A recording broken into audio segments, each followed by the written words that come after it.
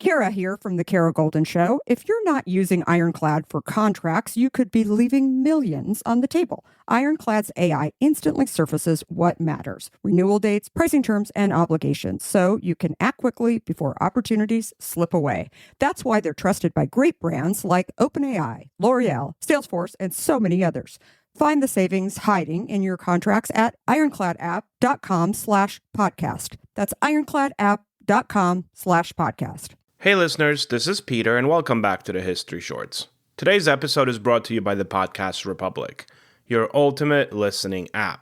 Discover and subscribe to thousands of podcasts from around the world. Download Podcast Republic today, available on Google Play and the Apple App Store.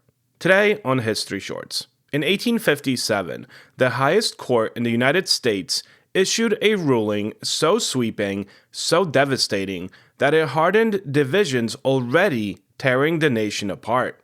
It was meant to settle a political question. Instead, it helped push America closer to war.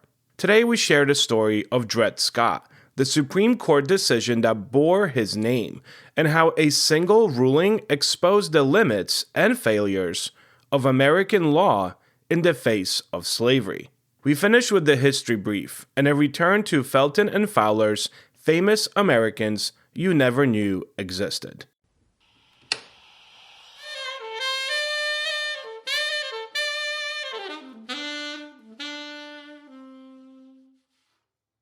A quick word from our sponsors.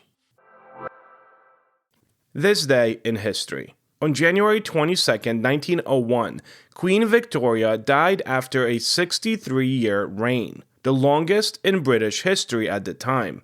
Her death marked the end of the Victorian era and the beginning of profound global change. On January 22, 1973, the U.S. Supreme Court issued a decision in Roe v. Wade, recognizing a constitutional right to abortion, a ruling that would shape American law, politics, and culture for decades. Story of the day. By the 1950s, slavery dominated American politics. Every new territory, every proposed state raised the same explosive question: would it be free or slave? Compromises had postponed conflict. The Missouri Compromise, the Compromise of 1850, for example, but none resolved the underlying moral and constitutional crisis. At the same time, enslaved people themselves were increasingly challenging their status in court.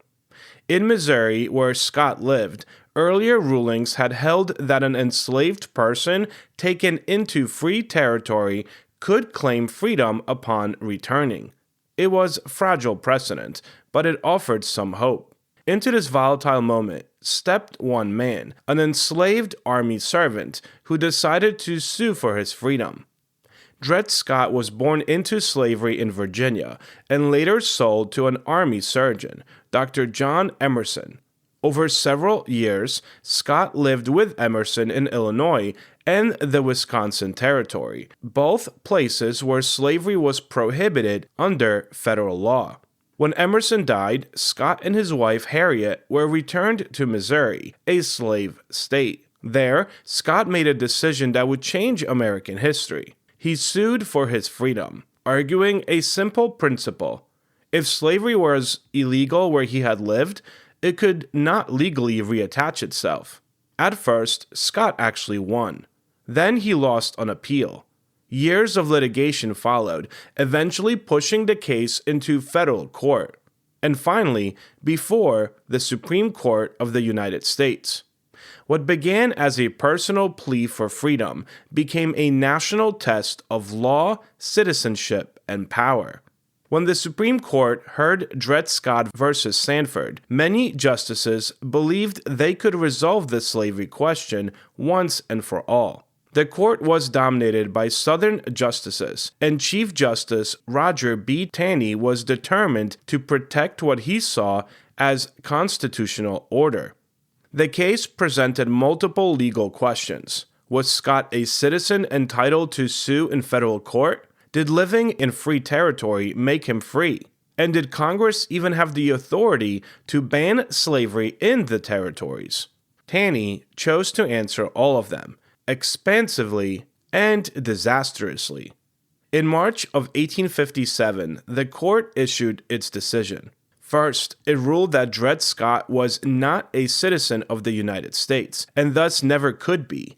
Taney argued that Black Americans, enslaved or free, were not considered part of, and I quote, the people at the time of the founding. Therefore, Scott had no standing to sue in federal court. Then came the broader blow. Even if Scott had been free, the court declared, Congress had no power to prohibit slavery in the territories. The Missouri Compromise, in effect for more than 30 years, was unconstitutional. And in a line that would echo through history, Taney wrote that Black people had, and I quote, no rights which the white man was bound to respect. With that sentence, the Supreme Court stripped an entire race of legal protection and invalidated decades of political compromise. The reaction was explosive. In the South, the decision was celebrated. It affirmed slaveholders' rights and suggested slavery could legally expand anywhere. In the North, outrage followed almost instantly. Even many who opposed abolition recoiled at ruling's extreme stance. The court had not removed slavery from politics. It had actually nationalized it. Instead of calming tensions, the decision convinced many Northerners that slave power had captured every branch of government, including the judiciary. Trust in the Supreme Court plummeted. The idea that courts could stand above politics was shattered. One of the sharpest critics of the decision was a rising Illinois politician named Abraham Lincoln. Lincoln did not call for defying the court outright, but he did warn that accepting Dred Scott as settled law would mean surrendering democracy itself. If the court could declare entire groups outside the protection of the Constitution, he argued at least, then self-government was an illusion. The decision became a centerpiece of the Lincoln-Douglas debates in 1858. It galvanized the emerging Republican Party, and it reframed the slavery debate as not just moral, but constitutional. The Supreme Court had spoken. Large parts of the country refused to listen, however. Lost amid the national firestorm was Dred Scott himself. Ironically, after the decision, Scott was freed, not by the court, but by his owners, who themselves opposed slavery. He lived only a short time afterward, however, dying in 1858. Scott never knew the long-term impact of his case, but his name became permanently tied to one of the most infamous rulings in American history, a symbol of how law can be used to entrench injustice rather than challenge it. Years later, the Civil War rendered Dred Scott unenforceable. The 13th Amendment abolished slavery. The 14th Amendment established birthright citizenship and equal protection under the law, directly repudiating Taney's logic. The decision has never been formally overturned, however. It didn't need to be. History judged it instead. Today, Dred Scott versus Sandford is remembered not as a legal precedent to follow, but really as a warning. A reminder that courts reflect the values of their time, and that legality does not guarantee justice. The History Brief. The following comes to us from the 1981 book, Felton and Fowler's Famous Americans You Never Knew Existed. Today, David Rice Atchison.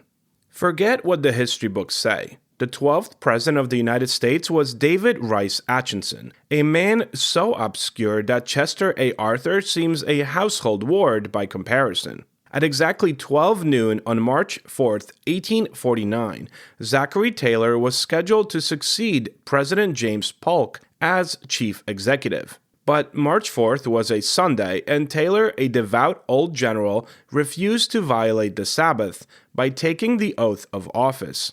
Thus, under the Secession Act of 1792, Missouri Senator David Rice Atchison, the President of the Senate, automatically became President of the United States. Atchison is said to have taken the awesome responsibilities of his high office very much in stride.